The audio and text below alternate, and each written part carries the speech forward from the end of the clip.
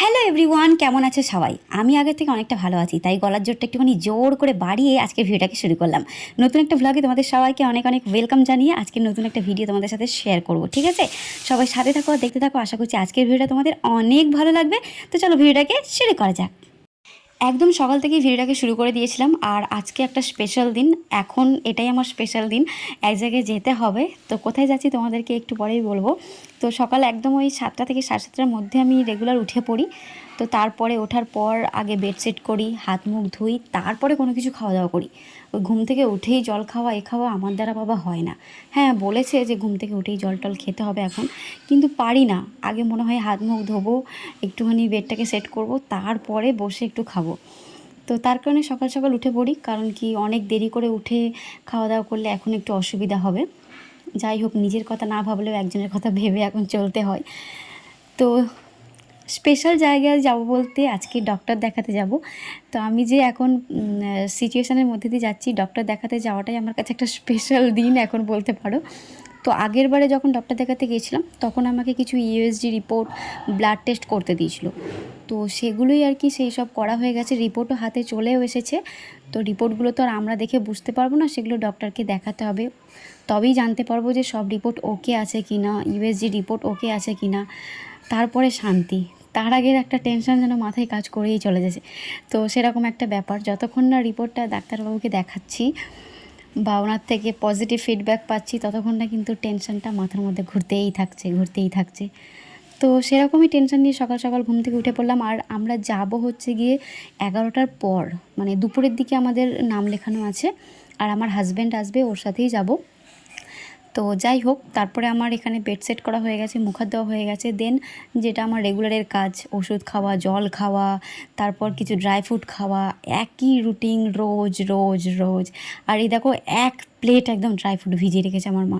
আমি এতগুলো খেতে পারি না, মানে অনেকটা বেশি এটা। তো আমি আগে অল্পই খেতাম, কিন্তু যেদিন থেকে আমার মা এই দায়িত্বটা নিয়েছে সেদিন থেকে অনেকটা বেশি করে ভিজিয়ে রাখে। তো যাই হোক, আস্তে আস্তে অনেকটা সময় নিয়ে আমি এগুলোকে খেয়ে উদ্ধার করে দিই। সকালে চা তো খাই না, চা তো আমার ভাগ্য থেকে এখন উঠেই গেছে। এখন টানা 1 বছর বোধহয় আমি আর চা খেতে পারবো না। তো যে সময়টা এখন আমি কাটাচ্ছি, মানে এই যে প্রেগনেন্সি একটা জার্নি, তো টোটালি মানে একদম লাইফটা যেন উল্টে গেল, সেরকম একটা মাঝে মাঝে আমার মনে হয়। মাঝে মাঝে মনে হয় যে হঠাৎ করে যেন জীবনটা কেমন অন্যরকম হয়ে গেল, পুরোই চেঞ্জ হয়ে গেল। একদম চুপচাপ শান্ত, ছটফট করে বেড়াতাম, অনেক রকম ভিডিও করে বেড়াতাম, তো সেই সব পুরো চেঞ্জ হয়ে গেছে। আর হ্যাঁ, এইখানে আমি ডায়েরি নিয়ে লেখাপড়া করতে বসিনি। কী করছি বলো তো? আসলে ডক্টর দেখাতে গেলে না, আমি আমার নিজের সমস্যার কথাগুলো সব ভুলে যাই। কেন ভুলে যাই জানি না। লোকে বয়ফ্রেন্ডের সামনে গিয়ে কি বলবে ভুলে যাই, আর আমি ডাক্তারের সামনে গিয়ে ভুলে যাই আমার সমস্যার কথা। সেই কারণে আমি একটা চিরকুটে লিখে রাখি। আচ্ছা, কারা কারা এরকম করো অবশ্যই কিন্তু জানিও, ঠিক আছে? তো সব কিছু লিখে তারপরে ওটা হাতে আর কি রেখে দিই, তাহলে সব মনে পড়ে যায় পয়েন্টগুলো আমার। আর ফাইলের মধ্যে সব রিপোর্ট টিপোর্ট রয়েছে, ওগুলোকে একদম প্যাক করে রেখে দিলাম যাতে করে কোনো কিছু ভুলে না যায়। তো তারপর তো কিছুক্ষণ পর এখন সত্যি কথা বলতে ফলের মধ্যে সেরকম কিচ্ছু খেতে ভালো লাগে না, রোজ রোজ ওই একই ফল। তো পেয়ারাটা বেশ একটু আমার খেতে ইচ্ছে করছিল, সেই জন্য ভাবলাম যে একটুখানি পেয়ারা মাখা করব। আর আমড়াটাও ছিল, কিন্তু আমড়াটা তো টক। আর আমাকে আগের একটা ভিডিওতে একজন কমেন্টে বলেছিল যে প্রেগনেন্টের অবস্থায় টক খাবার খেতে নেই, সেটা নাকি ক্ষতি হয়। তো সেই জন্য আমি আর টক খাবারটা খাই না। আগে অনেক আমড়া মাখা খেয়েছি, কিন্তু জানার পর থেকে আর খাই না। কিন্তু পেয়ারাটা তো টক নয়, পেয়ারাটা তো খাওয়া যেতেই পারে। তো চলো, পেয়ারাটাকে এখন কাটবো আর একটু মাখিয়ে খাবো, তাহলে আশা করছি বেশি ভালো লাগবে। যদিও এখানে আমাকে কেটে দেওয়ার, মাখিয়ে দেওয়ার মা করে দেয়, আমাকে ভাবিও করে দেয়, কিন্তু আমি নিজে কিছুই করি না। তাও ভাবলাম যে একটু ভিডিও করব, নিজে নিজেই করি। না হলে খাটের ওপর থেকে বসে আমি যদি বলি এটা এনে দাও ওটা এনে দাও, সব আমাকে হাতের করে এনে দেয়। এবার রোজ রোজ তো আর ভালো লাগে না অর্ডার করতে, সেই জন্য ভাবলাম চলো নিজেই করি। তো আমি এখানে ছুরি করে পেয়ারাটা কাটতে চলে এসেছি। পাশ থেকে মা বলছিল আমি কেটে দিলে কোনো অসুবিধা হতো? আমি বললাম ঠিক আছে, তাহলে তুমি কুচিয়ে কুচি করে কেটে দাও। আমার এগুলি যদি হাত টাত কেটে যায় তাহলে আবার ব্যাস, না জানি কি হয়ে যাবে। তো শেষমেশ এটা মায়ের দ্বারাই উদ্ধার হলো, বটি করে কেটে দিল। আর এই কুচি কুচি করে কাটা হয়ে গেছে, এবার এটাকে মাখিয়ে নেব, বেশি মশলা টশলা দেবো না। ফোনটা রেখে আমি একটু ওই মশলার কৌটোটা আনতে গেলাম, আর দেখো ফোনটা কেমন উঠে গেছে, আরও উঠে যাচ্ছে, মানে আমাকে বাদ দিয়ে সব কিছু উঠে গেল, যা পড়েই গেল, এই বারবার ফোনটা পড়েই যায়। তো তারপরে এখানে আমি শুধু নুন দিলাম, আর দেবো হচ্ছে লঙ্কা আর একটু সস, ব্যাস তাহলেই এনাফ, আর কিছু মশলা দেওয়ার দরকার নেই। লঙ্কাটা যদিও অল্প দিয়েছি, ঝালটা আমি একদম খেতে পারি না, খুব অল্পই খাই। তো এটাকে হয়ে গেছে, এখন জাস্ট এবার মাখিয়ে খাওয়া দাওয়া শুরু হয়ে যাবে, ঠিক আছে? তো দেখতে পাচ্ছ এখনও ভালো করে মাখাইনি, তারপর মাখিয়ে এবার খাবো। আর এখন যে কোনো মাখা খাবার খেতে এত টেস্টি লাগে, এত ভালো লাগে, কি বলবো। মানে এমনি সময়তেও ভালো লাগতো, কিন্তু এখন যেন একটু দ্বিগুণ ভালো লাগে। সামান্য পেয়ারা মাখা খেতে খেতে মনে হচ্ছিলো যেন উফ কী অমৃত খাচ্ছি আমি। তারপরে এই হাঁটাচলা করে খাওয়া দাওয়া করছিলাম, আর খেতে খেতেই হাঁটাচলা করি, ঘরের মধ্যেই বারান্দার মধ্যেই এই সব করি আর কি। আসলে সারাদিন হাঁটাচলা না করলে, কাজের মধ্যে না থাকলে খিদেও পায় না, আবার শরীরও অসুস্থ লাগে। তো এইসব করতে করতে দেখছিলাম এখানে রান্না বান্না করছিল মা। তারপর রান্নাবান্না ডিপার্টমেন্টে মা থাকে আর ভাবি থাকে, তো ভাবিও বেশিরভাগ রান্না করে, আবার মাঝে মাঝে মাও করে। তো আজকে মা করছিল, তাই জন্য ভাবছিলাম, জিজ্ঞাসা করছিলাম কী করছো না করছো এইসব আর কি, একটু জ্বালাতন করছিলাম। তো এদিকে দুটো মাছ দেখছিলাম যে অল্প করে রান্না করছিল, আর আমি তো মাছ খেতে পারি না, একদমই খাই না কো। তারপরে এই সাইডে হচ্ছিল একটু মাংস হবে, সেই জন্য আর কি তেলটা গরম করছিল। আর আমি কি করব, আমার টাইম পাস হচ্ছিল না, সেই জন্য এখন এইসবই করি। মানে আগে আমি টাইম পেতাম না, যখন আমি ওখানে থাকতাম, কাজের মধ্যে থাকতাম, ভিডিওর মধ্যে থাকতাম, মানে সারাদিনের টাইমটা ঠিক একদম রুটিন মাফিক আমার চলে যেত। কিন্তু এই বাড়িতে আসার পর থেকে আমার টাইমই কাটে না। তো কী করব, এইসবই করছিলাম। কি রান্না করছো বা কী হচ্ছে এইসব। আর আমি এখানে একটু নাটক করে একটুখানি হাতা খুন্তি নেড়েও দিলাম। তো যাই হোক এইসব আর কি। তো এই দেখো এখানে আমাদের কাঁচা লঙ্কা দিয়েই রান্না হয়, আমাদের লাল লঙ্কাটা মানে গুঁড়ো মশলাটা খুব কম খাওয়া হয়। তো এইসব আর বেশিক্ষণ আমায় করলে হবে না, আমাকে স্নান টান করে আবার রেডি হতে হবে। বাস কিছু একটুখানি ক্লিপ তোমাদের সাথে শেয়ার করলাম আর নিয়েও রাখলাম। তারপর আমি এখানে স্নান টান করে একদম রেডি হয়ে গেছি। সে এখনও আসেনি, সে আসবে। আর এর মধ্যে আমার খাওয়া হয়ে গেছে, মানে 10টার সময় যে ভাত খাই সেটা আমার খাওয়া হয়ে গিয়েছিলো।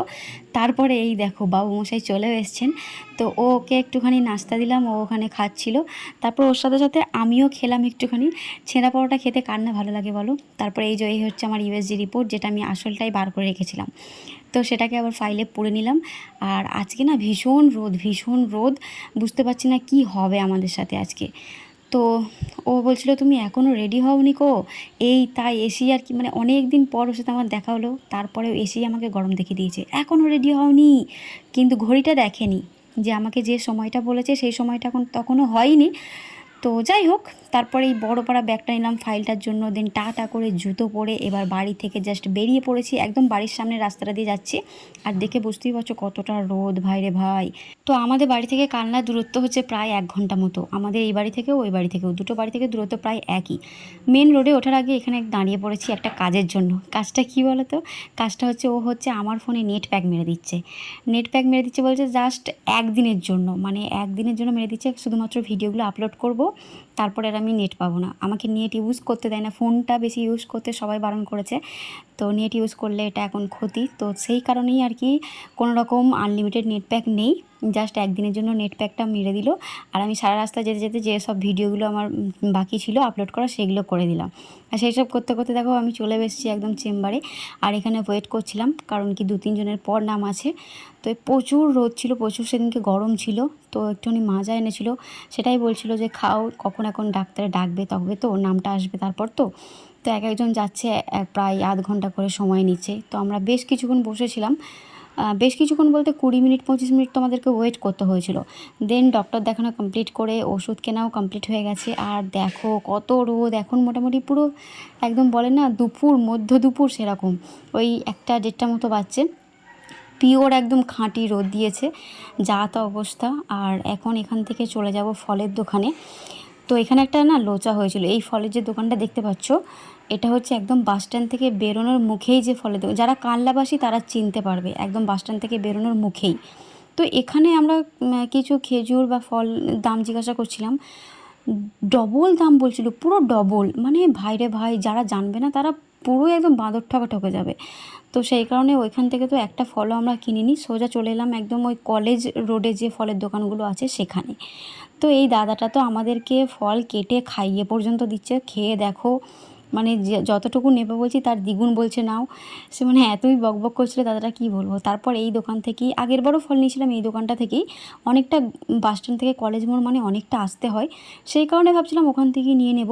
কিন্তু ওখানে যা দাম বললো সেই তুলনায় মানে কি বলবো, একটু আধটু কম বেশি হলে মানা যায়, ডবল দাম বলছিল।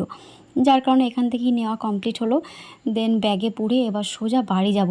মানে যে পরিমাণে রোদ দিয়েছে না, জাস্ট মনে হচ্ছে বাড়ি গেলে বাঁচি, যা তা অবস্থা। আমি তো শুধু ভাবছিলাম যে বাড়ি গিয়ে আমার কি হবে, কারণ আমি যতক্ষণ ওই জার্নিংয়ের মধ্যে থাকি ততক্ষণ আমি বুঝতে পারি না আমার মধ্যে কতটা এনার্জি লস হচ্ছে।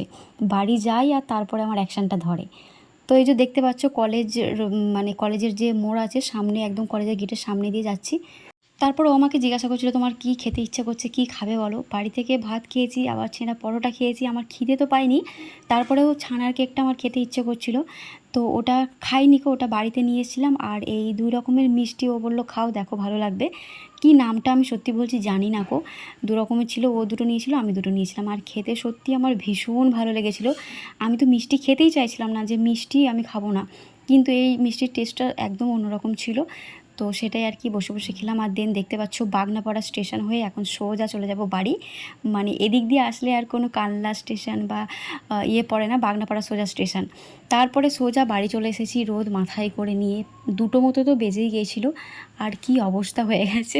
তো তারপরে আর ভিডিও টিডিও করার কোনো রকম ইচ্ছে টিচ্ছে কিচ্ছু নেই। ভাত টাত খাবো, একটু ফ্রেশ হব, তারপরে আর কি ঘুমোবো মনে করছিলাম। তো তারপরে আর কিছু ভিডিও করিনি, ফ্রেশ ট্রেশ হয়ে দুপুরে ভাত টাত খাওয়া দাওয়া করে ওই আতাটা দাদাটা না আমাকে ফ্রিতে দিল, বললো তুমি খাও। তো সেখানে আর খাওয়া হয়নি, বাড়ি এনেছিলাম। দিয়ে বাড়িতে এসেই দুজন মিলে খেলাম, খুব সুন্দর খেতে ছিল, খুব মিষ্টি ছিল। তো পরের বার বলছিলাম যে তাহলে এবার আতাটা কেনা হয়নি, তো আতাটা কিনে আনবে। তো বললো ঠিক আছে। তারপরে এই যে ওষুধপত্র যা কিছু দিয়েছে আমি তো সব গুলিয়ে ফেলবো, সেই জন্য ও আমাকে সব বুঝিয়ে বাজিয়ে বলে দিচ্ছিলো। কারণ কি ওর কাজ আছে, ও বাড়ি চলে যাবে, তো আমাকে বুঝিয়ে দিচ্ছিলো যে কোনটা কী। আর এটা ওষুধ না, এটা একটা ক্রিম। আমার গালে হচ্ছে একটু সাদা সাদা সেই ছুলি মতো বেরিয়েছে, সেটারই আর কি ডক্টর। এখন তো কোনো রকম এক্সট্রা ওষুধ খাওয়া যাবে না। আর হ্যাঁ, ডক্টরে বলেছে সব রিপোর্ট ওকে আছে, আমি তো বলতে ভুলেই গেছি। হ্যাঁ, সব রিপোর্ট ওকে আছে, কোনো চিন্তার কোনো কারণ নেই। আর এই ওষুধটা দেখে আমার কী লোভ লেগেছে, কী সুন্দর কালার না একদম, কি বলবো। তো ও সমস্ত রকম ওষুধগুলো আমাকে ঠিকঠাক বুঝিয়ে দিল। আর একটা সিরাপ ছিল, তো সেটার মধ্যে না এই পাউডারটাকে মিক্সড করে তারপরে আর কি খেতে হবে। ও না করে দিলে তো আমি ভুলেও যেতাম, আমি জানতামও না।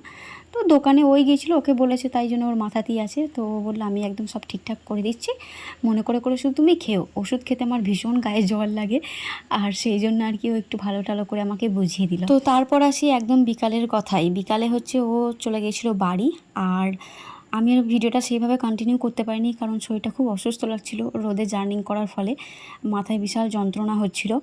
তারপরেও আর কি ভাবছিলাম কি করব, ভিডিওটাকে এন্ড তো করতে হবে। তা এখন আমি বিকালবেলাতে দুধটা খেয়ে নিই। কিছুদিন আগে পর্যন্ত আমি দুধ খেতাম না, খেতে পারতামই না, মানে যা তা অবস্থা ছিল। তো রিসেন্ট কয়েকদিন হলো আমি এটাকে খেতে পারছি, কন্টিনিউ করছি। তবে রাত্রে একদমই খেতে পারি না, রাত্রে সামান্যতম ভাত খাওয়ার পরেও আমার ভীষণ কষ্ট হয়, দুধ খাওয়ার কথা তো আসবেই না। সেই জন্য কী করি, বিকালে খেয়ে এর মানে একদম পিছুটানটা কাটিয়ে নিই।